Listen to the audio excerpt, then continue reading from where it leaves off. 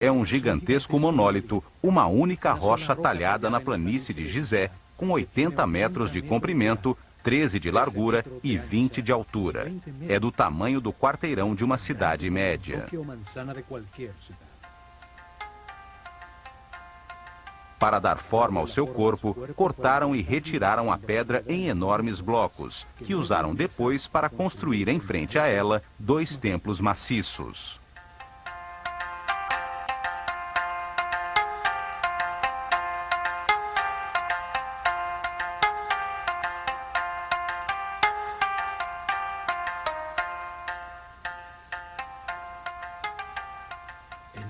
Enigmática e poderosa, é a obra de arte mais grandiosa da antiguidade chegada até nós. Viu nascer, mudar e desaparecer várias culturas ao seu redor.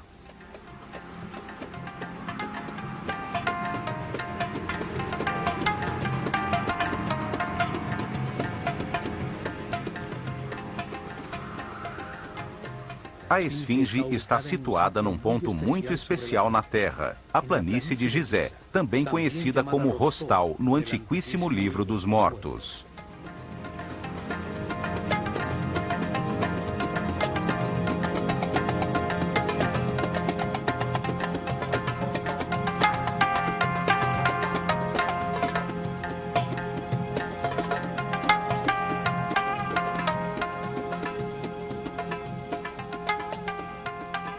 Seu corpo de leão descansa sobre a linha paralela ao norte do Equador, aos 30 graus de latitude, e quase exatamente sobre o meridiano que passa a 30 graus de longitude entre os polos norte e sul.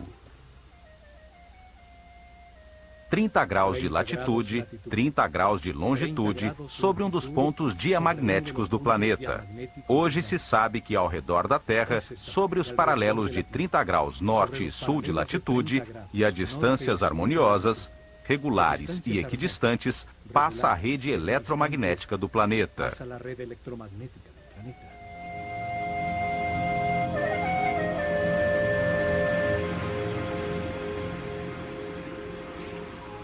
Todos os seres vivos, sem exceção, têm uma rede nevrálgica, uma matriz que capta e distribui de uma maneira harmoniosa a energia que todo o corpo necessita. A Terra está rodeada por essa rede geometricamente pura, de linhas equidistantes, baseadas em poliedros regulares, por onde passa a energia que a mantém viva.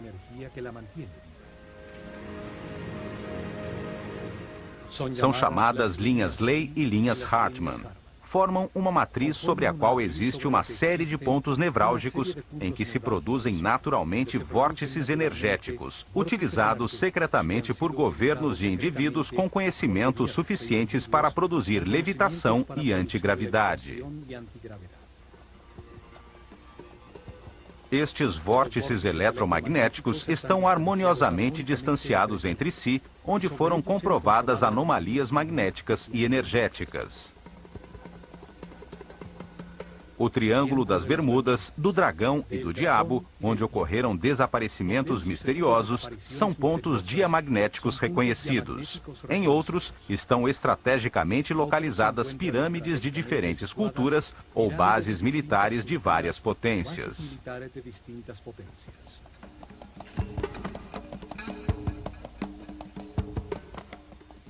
Utilizando a tecnologia adequada, pode-se aproveitar a energia do planeta sobre esses pontos nevrálgicos para anular a gravidade de qualquer objeto em seu campo de ação.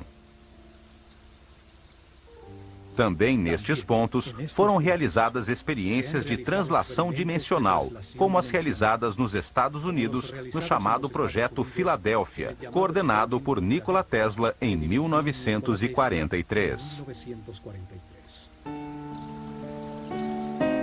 Nestes vórtices se produzem portas dimensionais que se abrem e se fecham ao entardecer nos dias de equinócio. Os egípcios consideravam o dia dos equinócios como a porta de Maat, a deusa do equilíbrio e da justiça. Nestes dias, realizavam cerimônias especiais com iniciados da Escola de Mistérios na planície de Rostal. aproveitavam o vórtice para culminar os anos de preparação, nos quais os sacerdotes dos quinto e sexto níveis de consciência eram impulsionados por uma força externa para experimentarem dimensões mais elevadas. Com o conhecimento herdado dos sacerdotes do Olho de Horus a respeito da rede eletromagnética, construíram sobre ela a Grande Pirâmide, para transformar com fins espirituais sua inesgotável energia. Na Grande Pirâmide, recebiam no corpo as energias condensadas do planeta, conseguindo altíssimos níveis de vibração, como se obtivessem estados especiais de consciência.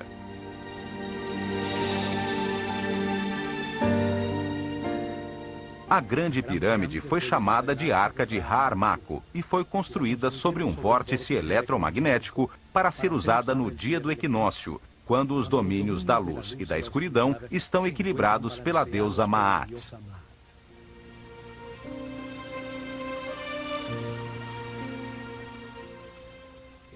Nesses dias, nasciam os Néters, espíritos excepcionais, os Shensu-Hor, seguidores de Horus, irradiando amor e guiando o povo, elevando seu nível de consciência com seu exemplo e informação sobre a realidade do universo.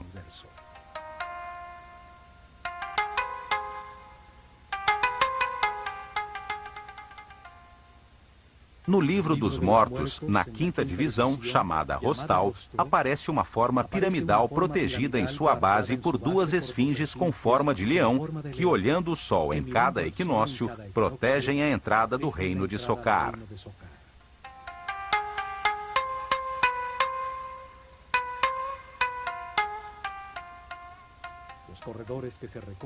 Os corredores que levam ao topo se parecem com as passagens da Grande Pirâmide. É lá que acontece a transformação do Osíris interior de todo ser humano. Lá encontra a iluminação que o transforma em Horus, o super-homem imortal. A forma de leão também tem relação com esse processo evolutivo. O leão é o mais evoluído dos animais. Representa para os egípcios o momento final como animal, possuidor de uma consciência em evolução que se converte num super-homem. Estas e outro grande número de considerações fazem do lugar onde está localizada a esfinge algo muito especial, além da crença de que a esfinge é apenas uma escultura e a Grande Pirâmide um túmulo. Duas razões deram lugar à crença de que o faraó Khephren, que reinou do ano 2520 a 2494 a.C., foi quem ordenou que a esfinge fosse talhada num só bloco de pedra. A primeira é que acham o seu rosto parecido com o de uma estátua de diorita negra do faraó Khephren, que foi encontrada enterrada de cabeça para baixo, muito perto da esfinge, no chamado Templo do Vale. Na estátua, aparece com um falcão no ombro. Retocamos digitalmente a esfinge para ter ideia da forma original do seu rosto.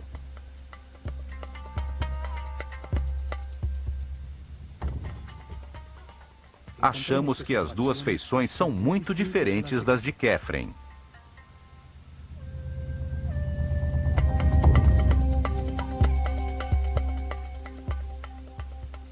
Sabe-se que a esfinge foi chamada de Abu-Hol e durante muito tempo foi pintada de vermelho, a cor do Egito.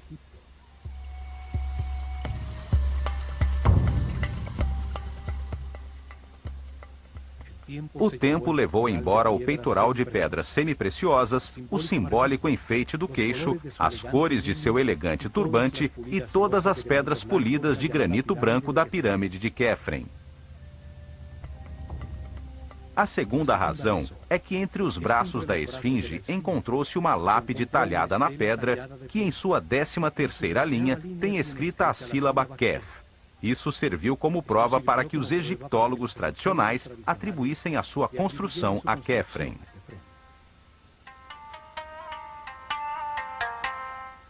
A lápide foi escrita pelo faraó Tutmoses IV, que reinou de 1401 a 1391 a.C., para comemorar a restauração e retirada da areia que a cobria. Ali se afirma que a esfinge é a personificação de um grande poder mágico que existe neste lugar desde o início dos tempos, o Zep-Tepi. Seu texto narra que, sendo Tutmoses IV muito jovem, viu num sonho o rosto da esfinge, dizendo-lhe que o tornaria faraó se a livrasse da areia que a cobria até o pescoço.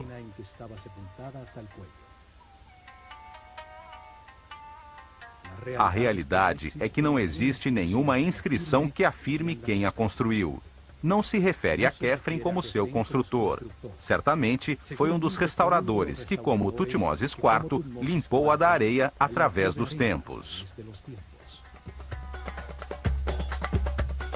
Em outra pedra talhada, chamada a Lápide do Inventário, encontrada em Gizé por Auguste Mariette, se afirma que o faraó Quéops, antecessor de Quefren, ordenou construir um templo ao lado da esfinge, o que prova que ela já estava lá e que seu sucessor não pode ter sido o construtor.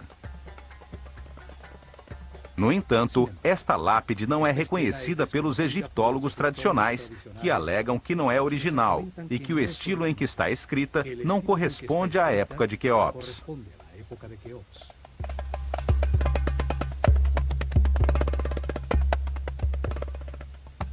A realidade é que a esfinge permaneceu sepultada na areia por milhares de anos. Várias vezes, governantes benévolos ordenaram limpá-la, ficando descoberta durante algum tempo, para logo voltar a cair no esquecimento.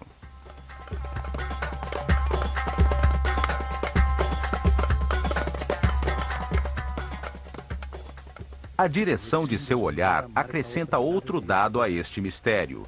Sua cabeça de homem olha fixamente para o leste, contemplando o nascimento do sol há milhares de anos.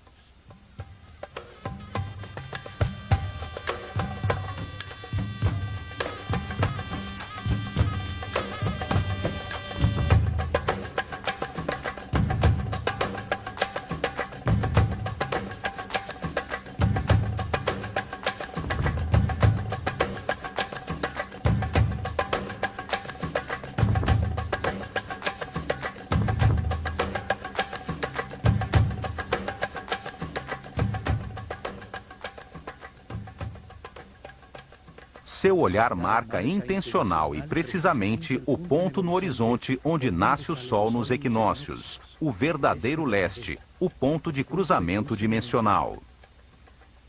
A linha imaginária que, passando pelo Sol, une o equinócio de verão e o de inverno, é utilizada atualmente para medir, com a variação de seu ângulo, o grande ano cósmico, a precessão dos equinócios.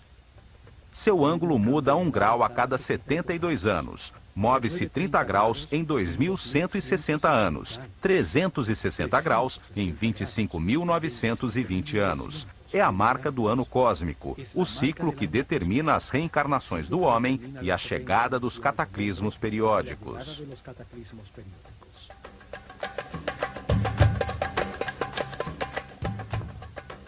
Utilizando a localização precisa da esfinge, cientistas norte-americanos realizaram simulações da abóbada estelar, programando no computador a posição da Terra a 12.960 anos sobre a eclíptica, a curva que percorre o sistema solar.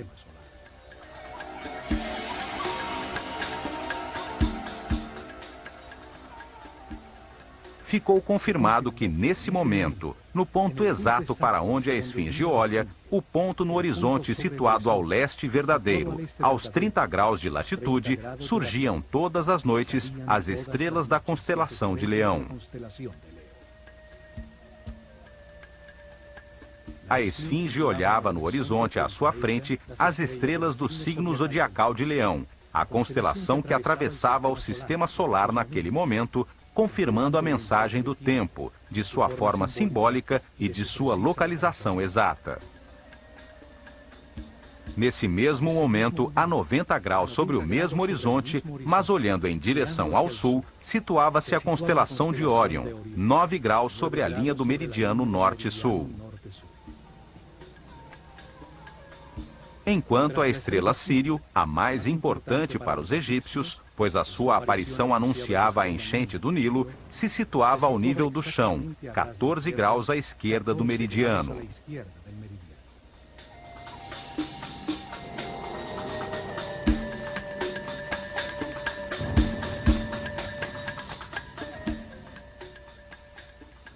A data transmitida pela Esfinge, o início da nova civilização, o Zep-Tep, está confirmada pela relação da sua forma simbólica com a constelação zodiacal de Leão e polar de Hércules. Seu olhar em direção à saída do Sol no equinócio da primavera e à saída das estrelas de Leão à noite a convertem num relógio astronômico preciso. Sua localização foi escolhida com muita precisão, para convertê-la num mensageiro através dos tempos que contasse aos pesquisadores futuros o ciclo mais importante para o homem, o ano cósmico e a localização da rede eletromagnética do planeta.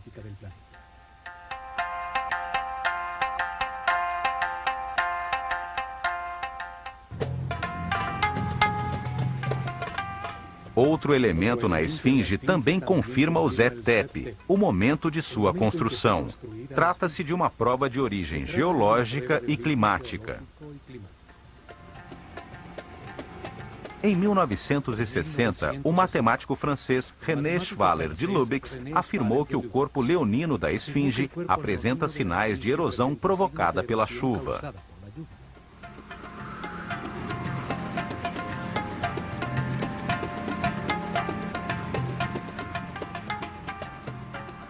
Isso surpreendeu a todos, pois está confirmado que a Esfinge ficou enterrada debaixo da areia até o pescoço, 90% do tempo dos últimos 4.500 anos. Desde 2500 a.C., a data tradicionalmente aceita de sua construção pelo faraó Khefren, apenas poucas vezes, alguns governantes benévolos se preocuparam em restaurá-la e retirar a areia de sua superfície. Uma dessas últimas limpezas foi realizada por Napoleão quando esteve no Egito. Como é possível, então, que seu corpo apresente sinais de erosão devido à chuva?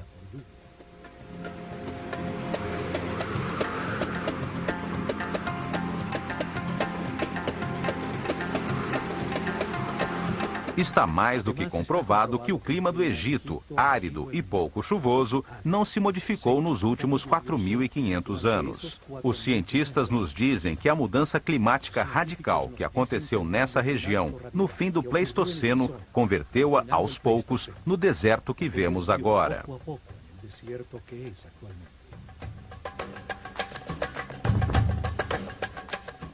Isso quer dizer que a chuva que causou a erosão da Esfinge só pode ter acontecido entre o ano 10.960 a.C. e o ano 5.000 a.C., quando a planície de Gizé converteu-se no areal que a sepultou até o pescoço e a protegeu do clima ao seu redor. Uma expedição da Universidade de Boston comprovou as marcas de erosão, confirmando que eram causadas pelas chuvas e determinou que as profundas marcas foram geradas durante milhares de anos.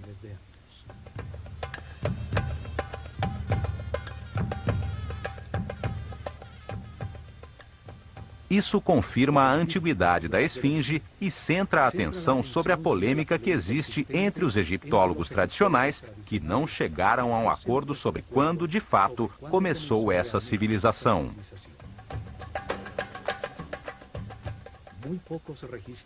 Pouquíssimos registros de governantes sobreviveram até hoje, e os existentes são aceitos apenas parcialmente. O papiro de Turim e a galeria dos cartuchos no templo de Osíris, em Abidos, têm os nomes dos faraós aceitos atualmente.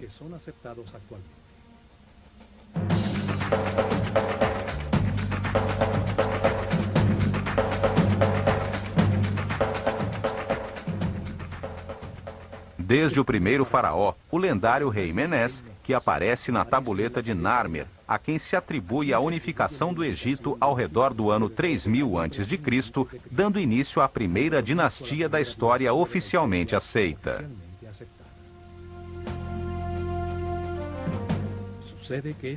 Acontece que essas listas, e a que o sacerdote Maneto escreveu no ano 300 a.C., em sua História da Civilização do Egito, começam na realidade muito antes no tempo, com outros governantes que não foram aceitos, alegando-se que eram mitos.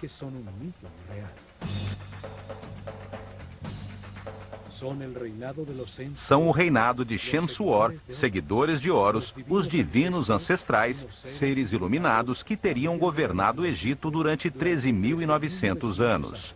Depois, o reinado dos Aku, os sábios, outros governantes excepcionais, cujo reinado, segundo essas listas, durou 11.000 anos antes de começar o reinado dos faraós, que durou 30 dinastias.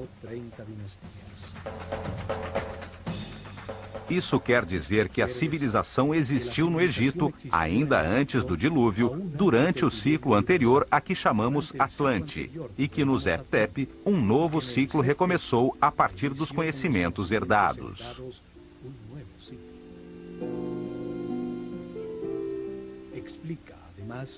Além disso, isso explica uma das incoerências da história oficial, que situa o início da civilização por volta do ano 3000 a.C. Ninguém entende como as ciências, a arte, as técnicas de arquitetura e a escrita de hieroglifos aparecem nessa data totalmente desenvolvidas, com realizações iniciais nunca ultrapassados posteriormente.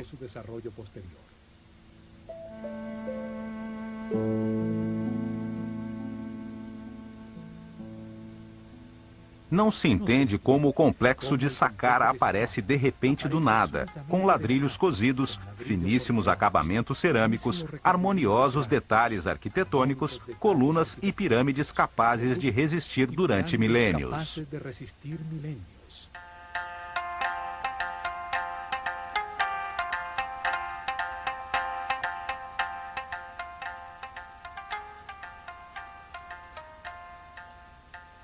É como se a nossa atual civilização tivesse construído o ônibus espacial sem ter desenvolvido nunca os aviões de lona, os DC-3 e os voos Gemini que levaram o homem à Lua. É evidente que a civilização egípcia herdou conhecimentos do ciclo anterior Atlante e que foi guiada em seus primórdios por uma casta sacerdotal de seres muito evoluídos espiritualmente, como afirmam as listas de governantes que chegaram até nós.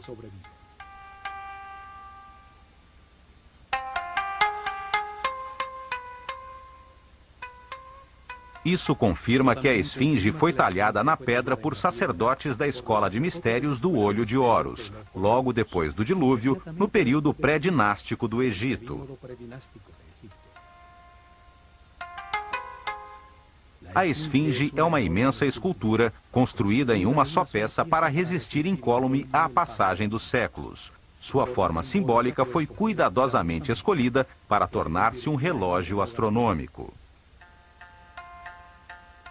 Foi colocada de uma maneira precisa sobre um ponto diamagnético do planeta, indicando forças planetárias no ponto onde posteriormente se construiu a Grande Pirâmide.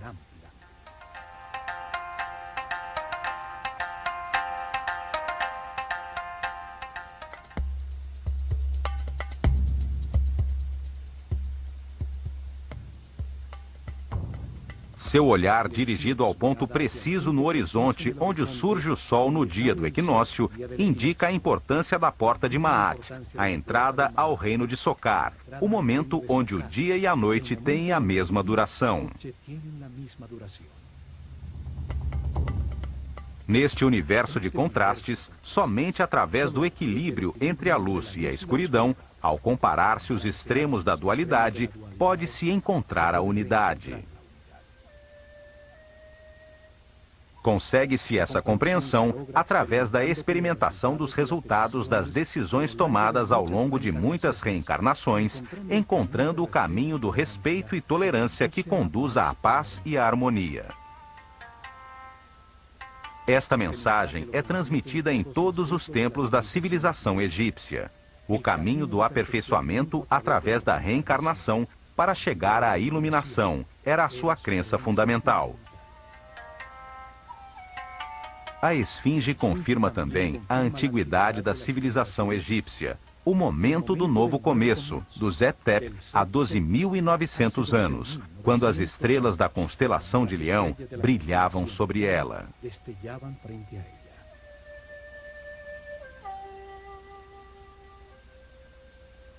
A esfinge marca a existência do ano cósmico, o ciclo mais importante para a humanidade.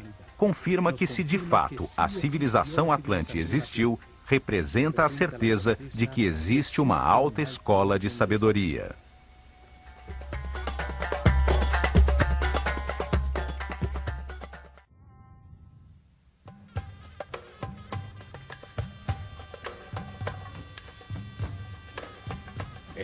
O Egito é um país de um único rio.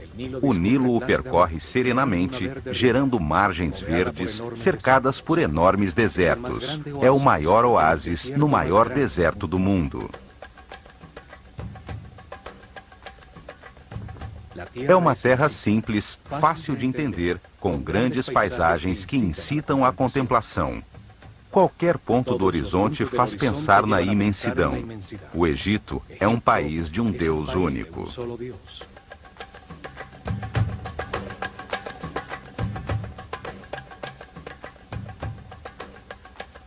Ali, durante milhares de anos, desenvolveu-se uma civilização que viveu em paz e harmonia, sem sair de seus limites naturais para impor-se a outros povos, dedicada apenas ao aperfeiçoamento espiritual.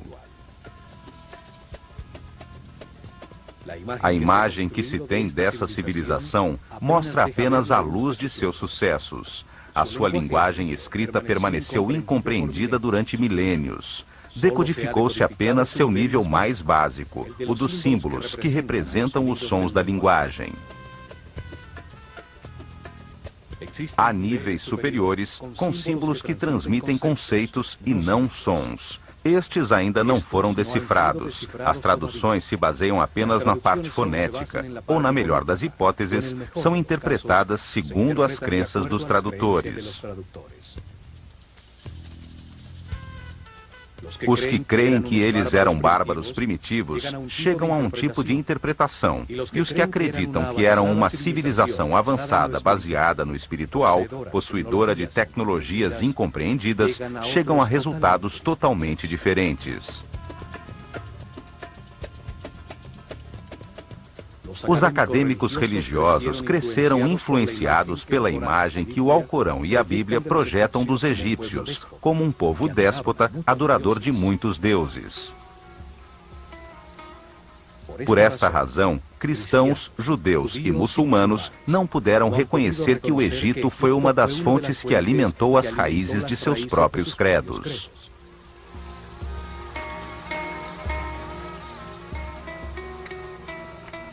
Esta imagem ficou reforçada pela incorreta tradução da palavra Néter, como Deus ou deusa, quando na realidade significa força ou causa fundamental, princípio divino, função que ordena o universo.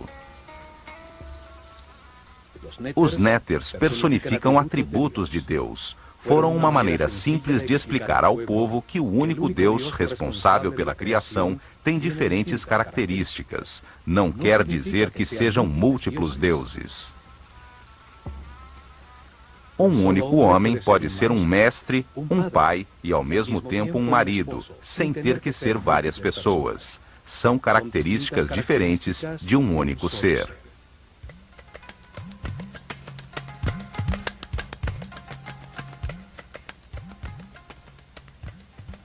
Para muitos historiadores, a civilização atual representa o auge do progresso do homem na Terra. Essa crença também contribui para projetar uma falsa imagem do Egito, pois não aceitam nada que possa colocar isso em dúvida.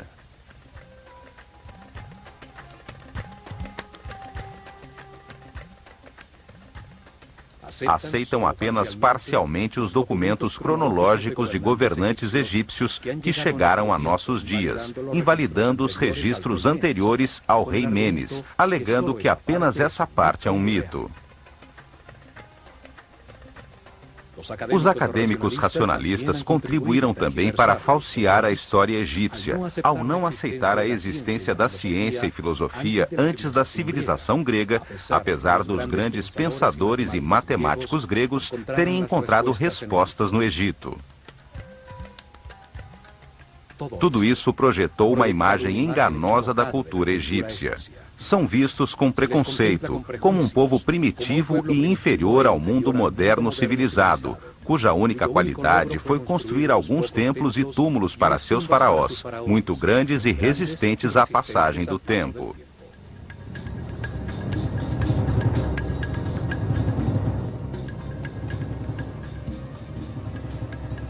Estes programas procuram reexaminar a sua cultura, redescobrir seus templos para conhecer as verdades entalhadas em seus muros, abrir uma porta sobre seu conceito de realidade com a mente livre que permita ver além dos mitos em que os sepultamos. Os antigos egípcios entenderam o universo, suas leis, processos e propósito de um modo coerente, lógico, analítico e racional, que é uma herança importantíssima para o homem no início deste novo milênio.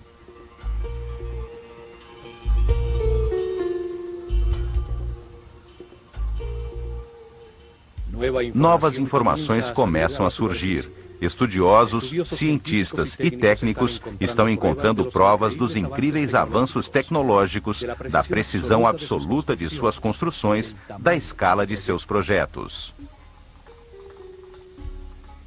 Seus feitos foram subestimados. O fato de nem sequer imaginar a sua tecnologia não quer dizer que não tenham movido, de maneira inexplicável, enormes pesos através de grandes distâncias, que tenham cortado, entalhado e acoplado duríssimas lajes de granito e diorita com precisão atômica, possível somente com tornos e serras ultrassônicas. A precisão matemática de suas construções é tal que nos 5 hectares da base da Grande Pirâmide há um desnível de apenas 8 milímetros. A tecnologia atual teria conseguido apenas um desnível de 40 centímetros.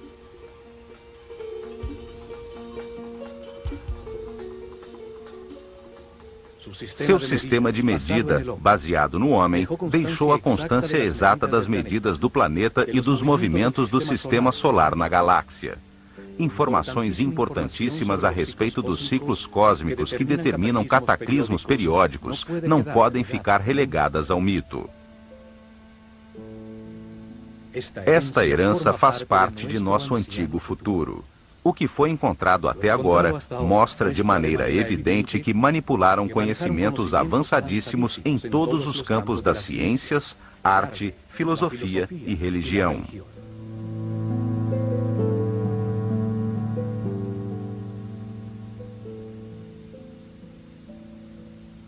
Conhecimentos que fazem parte de uma herança ainda mais antiga, de um período desaparecido da humanidade, chamado Atlante, anterior ao dilúvio, ao que sobreviveram alguns sacerdotes que construíram as bases deste ciclo em que vivemos. A humanidade teve grande desenvolvimento na Terra.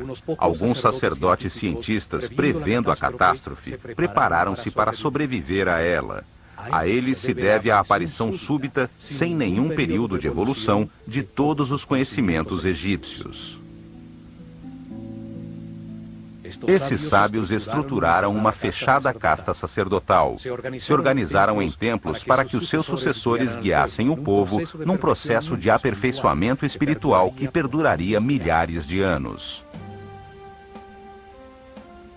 Chamaram-se sacerdotes da escola de mistérios do olho de Horus, depositários do conhecimento. A sua visão da vida na Terra como um processo de aperfeiçoamento espiritual, transformando um homem quase animal em super-homem, determinou o caminho dos egípcios. Sua maneira de entender o progresso como uma evolução dos conhecimentos sobre o universo não tem parâmetro para o homem ocidental, que vê o progresso como aquisição de confortos materiais. A Escola de Mistérios acelerou o processo evolutivo de uma série de iniciados que receberam dados para entender o mundo dual em que vivemos, de contrastes extremos, de luz e escuridão, de medo e amor. Dessa maneira, entenderam que nas diversas vidas experimenta-se na própria pele esses extremos, como resultado das decisões tomadas livremente, o que permite comparar e encontrar a verdade. Cada vida é um passo necessário que acrescenta conhecimento. Os egípcios viram no homem um modelo na escala do universo, que ao entender-se a si mesmo, pode encontrar verdades superiores, deduzir aspectos da realidade. O que vale para o universo, vale para o homem. Os sábios sacerdotes ensinaram que tudo existe numa grande mente. Somos pensamentos de Deus, com capacidade para criar em nosso próprio pensamento. Somos aspectos de uma só realidade. Tudo é único. Um é tudo. Por isso desenvolveram simultaneamente a ciência, a arte, a religião, a filosofia, de um modo multidisciplinar, conjunto, sem especializações que cegam.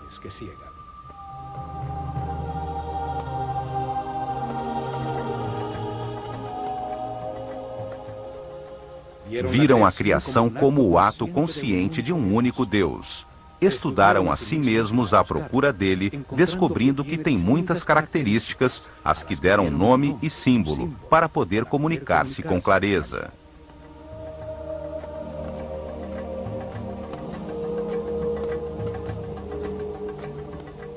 Deram o nome de Atum à característica de Deus não manifesto, quando ainda não criou o universo, que existe apenas potencialmente dentro dele.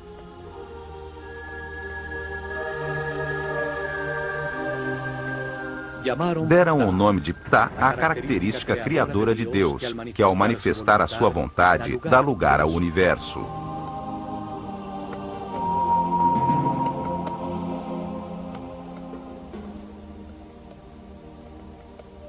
E chamaram Amon a característica de Deus que torna o homem livre de criar na sua própria mente a sua imagem e semelhança.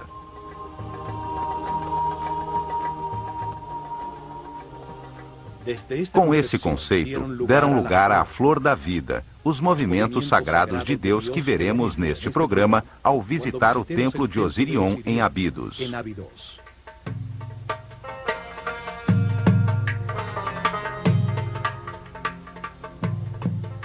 Os templos foram instrumentos científicos de alta precisão para medir e registrar os movimentos dos astros. Sua herança nos diz que os astros determinam os ciclos do universo e os processos por que passa o homem, a humanidade. Nos templos concentraram os conhecimentos que encontraram enquanto se estudavam a si mesmos, num processo dirigido de aperfeiçoamento espiritual. Ali desenvolveram simultaneamente as ciências, a arte, a religião e a filosofia, num único bloco dinâmico, pois acreditavam que nenhum aspecto da realidade estava separado de outro.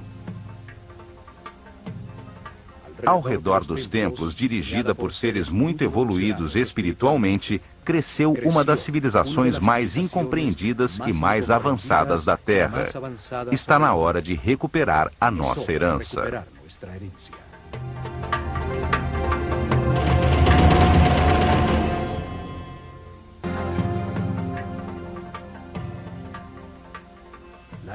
A herança de sua civilização, sua visão do universo, está resumida em uns poucos símbolos, sabiamente escolhidos entre os elementos da sua realidade.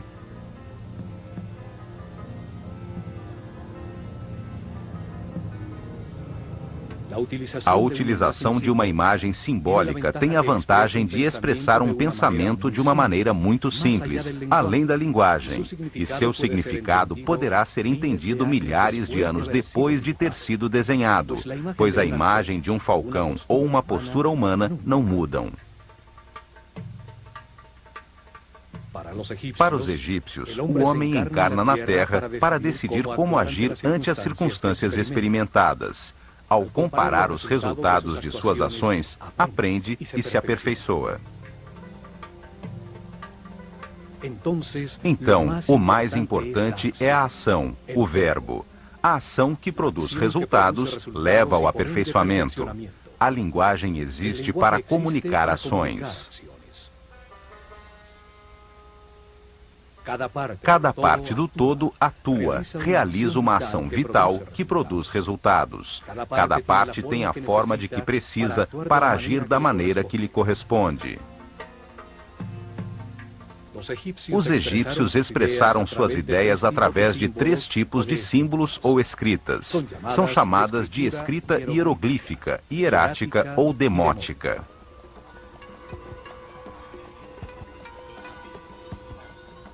O primeiro tipo de escrita utiliza imagens muito simples chamadas hieroglifos. Hieros significa sagrado e glifos significa imprimir. Assim chamaram os gregos escrita sagrada aos entalhes simbólicos egípcios. Os hieroglifos têm diferentes níveis simbólicos de comunicação. O mais simples e básico é o nível dos símbolos fonéticos. Utilizaram 24 símbolos gráficos associados a um som e não a uma ideia. Formam o alfabeto egípcio. Era a escrita que dava forma à linguagem do povo.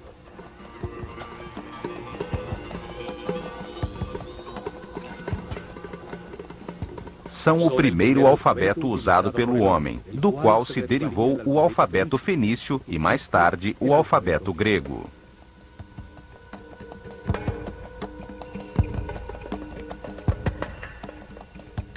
Podiam escrever indiscriminadamente em colunas ou em linhas horizontais, podendo ser lidas em qualquer sentido. As cabeças das figuras simbólicas olhavam na direção em que se começava a frase, marcando assim a direção da leitura. Durante milênios permaneceu indecifrada, até que em 1799, os expedicionários franceses, vindos com Napoleão, encontraram em Roseta, no Mediterrâneo, uma pedra de granito negro, escrita no final da civilização egípcia. Em péssimo estado, nenhuma das suas linhas estava completa. Conservava ainda 14 linhas escritas em hieroglifos, 32 linhas escritas em demótico e, o mais importante, 54 linhas em grego, uma escrita conhecida que indicava que esse texto traduzia as outras escritas. Um especialista em línguas, Jean-François Champollion, dedicou-se a estudar os textos da pedra. Descobriu que o egípcio antigo, assim como as escritas semíticas, usava apenas consoantes. As vogais eram acrescentadas na linguagem falada para dar uma forma gramatical. Em 1822, consegue resolver o mistério ao comparar os hieroglifos contidos em 2 cartuchos do texto, um dos quais constava também em uma lápide circular na ilha de Philae, ao lado da 2ª pilastra do templo de Ísis, que se sabia conter o nome do faraó Ptolomeu VI. 2 cartuchos de hieroglifos com os nomes dos 2 últimos faraós egípcios, Ptolomeu e Cleópatra. Isso permitiu decodificar e identificar o alfabeto utilizado. O som que nesse momento produziam as palavras gregas em copto, uma linguagem usada por cristãos egípcios, serviu para aproximar-nos do som que se supõe tivesse a língua dos antigos egípcios.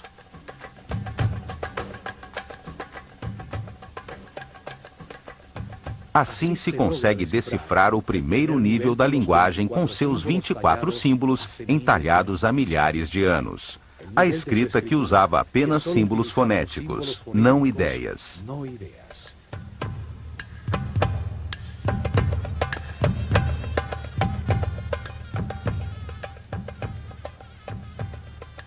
Mas existe um nível mais alto de comunicação nessa mesma escrita hieroglífica.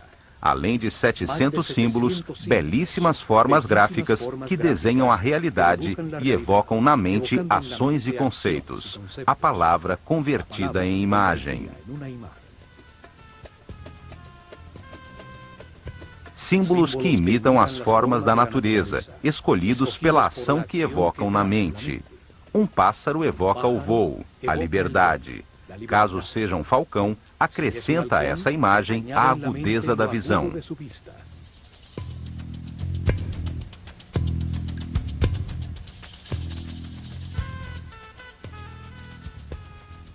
A figura de um olho comunica a ação de ver. Cada símbolo é desenhado para reviver experiências que a sua forma produziu na vida.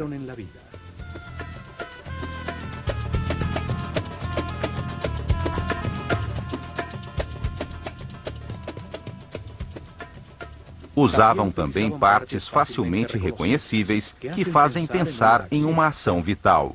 2 braços elevados fazem pensar em orar. 2 pernas evocam a ação de andar.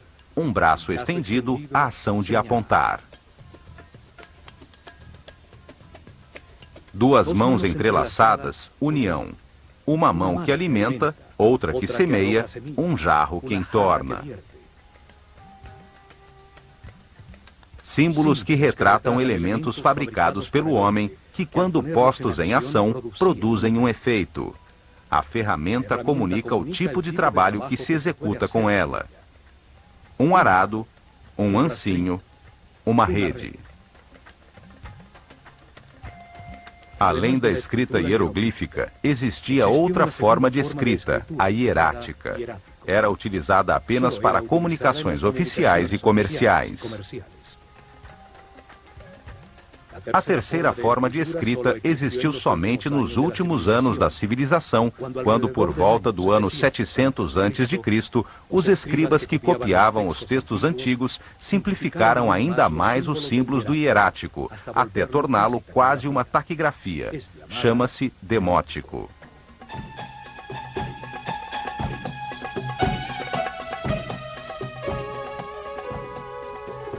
Novas interpretações estão surgindo, permitindo entender que os mitos e símbolos usados pelos egípcios são apenas uma forma fácil de comunicar conhecimentos e expressar conceitos sobre a realidade. Ao converter ideias em histórias, facilita-se a sua compreensão. Os sábios sabiam que dar informação sem a compreensão da mesma é um exercício inútil.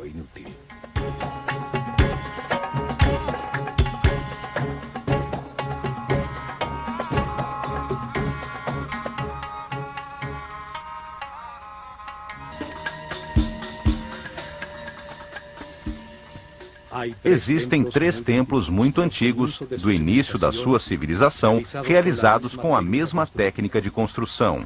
Tem o mesmo estilo arquitetônico, maciço e pesado, embora simples, que não foi utilizado novamente em todo o Egito.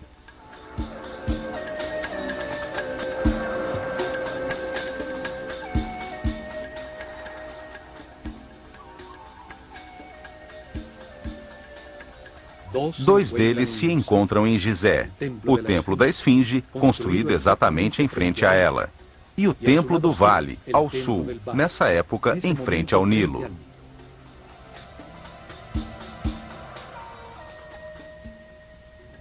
O terceiro é o maciço Osirion, construído em Abidos.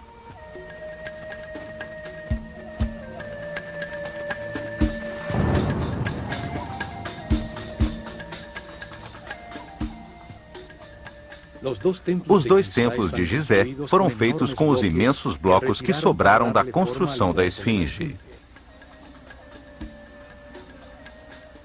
Somente esses 2 templos em todo o Egito foram construídos com blocos tão grandes, numa forma tão maciça, fechada completamente ao mundo exterior por imensos muros de pedra, com apenas 2 acessos frontais simétricos. O peso médio dos blocos utilizados na sua construção é de 50 toneladas. Deviam conhecer técnicas de construção que facilitassem a utilização dos blocos, imensos como casas.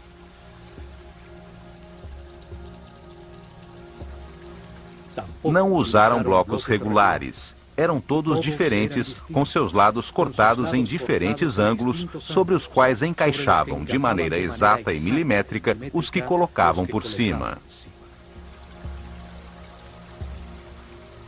Outra particularidade desses templos é que os blocos dos cantos estão cortados de modo especial. Cada um deles faz parte dos dois muros, a fim de que toda a estrutura do edifício não tenha interrupções.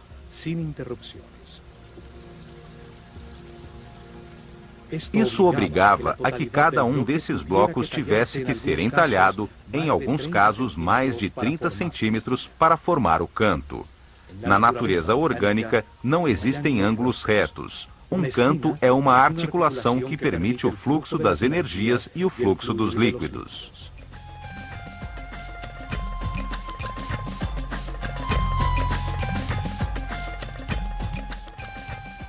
Estes templos tinham um salão central, coberto com uma laje de pedra sustentada por gigantescas colunas simétricas, formando um grande terraço superior que dominava a planície.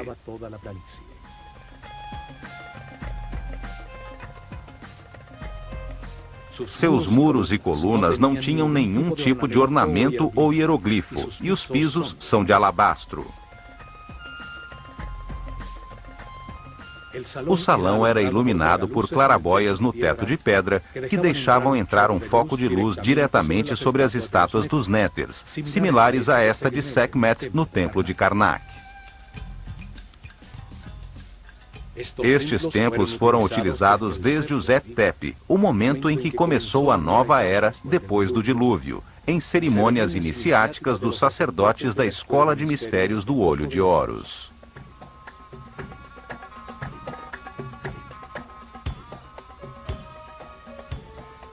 Nos dias de equinócio, sobre o terraço do templo, à altura do olhar da esfinge, colocavam a barca de ouro.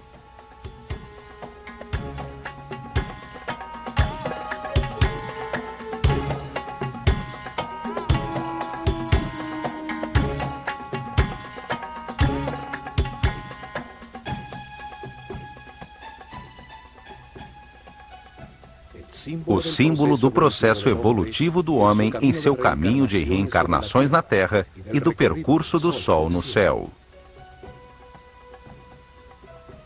Ao seu redor eram realizadas cerimônias, enquanto a esfinge contemplava o nascer do Sol no horizonte à sua frente e, durante as noites, as estrelas da constelação de Leão.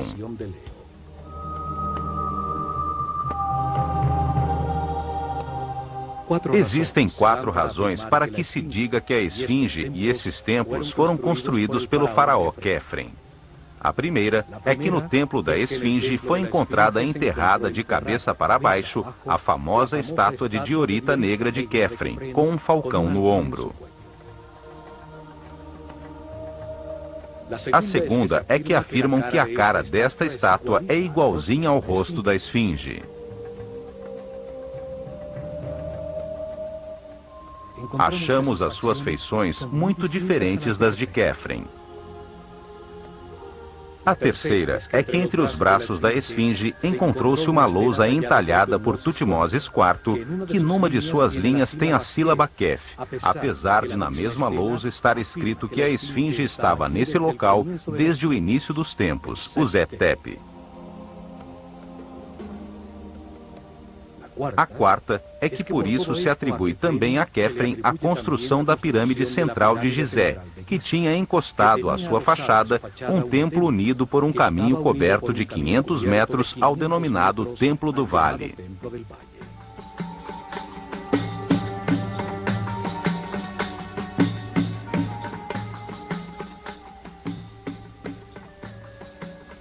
No entanto, a pedra dos muros destes templos é do mesmo tipo do bloco monolítico da esfinge, certamente feitos com o que sobrou do seu entalhe. Além do mais, tem os mesmos sintomas de erosão pela chuva que a esfinge, o que permitiu que especialistas geólogos determinassem que foi construída por volta do ano 9000 a.C.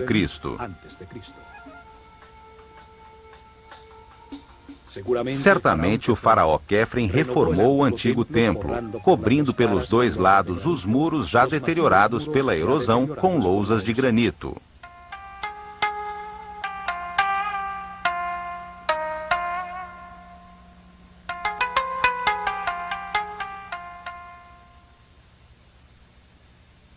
Os antigos dividiram a parte verde e habitável do Egito em duas grandes zonas com diferentes características definidas pela forma do próprio Nilo.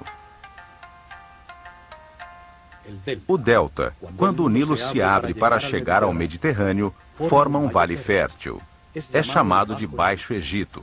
Seu símbolo hieroglífico é a abelha, e o faraó usa uma coroa vermelha para mostrar a sua autoridade nessa região.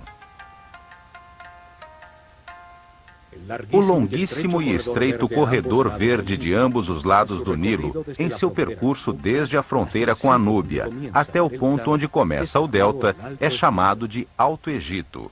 É simbolizado em sua escrita por um arbusto, e o faraó usa uma coroa branca para representar o seu poder nessa região.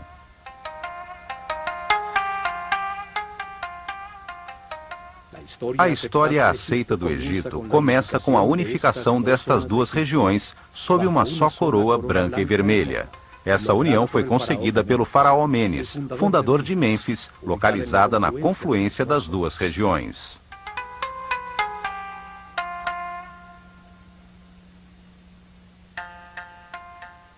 Abidos está ao sul, no Alto Egito. Ali se encontram dois templos, um ao lado do outro. O dedicado por Sete I a Osíris, atrás do qual se encontra a escavação em que apareceu o segundo templo, o Osirion, que permanece parcialmente submerso.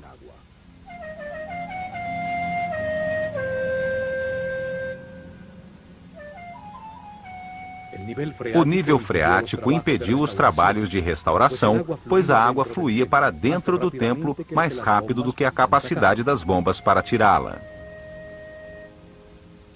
Estima-se que foi construído no alto de uma colina por volta do ano 9000 a.C., quando o nível freático e a superfície do Nilo estavam 10 metros abaixo. Foi o primeiro templo no Egito dedicado a explicar a vida como parte de um caminho de reencarnações sucessivas, permitindo adquirir dados sobre o universo, evoluindo da ignorância à sabedoria. Sua arquitetura maciça, sem nenhum tipo de hieroglifos, com lajes e pedras pesadíssimas e de corte imenso, é muito semelhante aos templos em frente à Esfinge. Enormes blocos irregulares, todos diferentes entre si, com cortes de assombrosa precisão, juntas de construção e exatidão de montagem.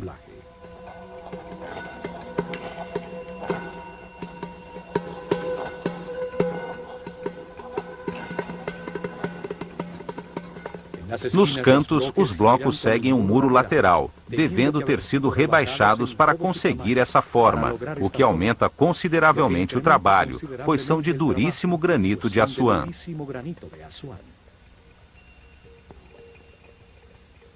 Tudo isso implica numa técnica de construção desaparecida, numa época em que supostamente não existiam ferramentas que produzissem cortes tão precisos, movessem blocos tão pesados ou juntá-los com tanta exatidão.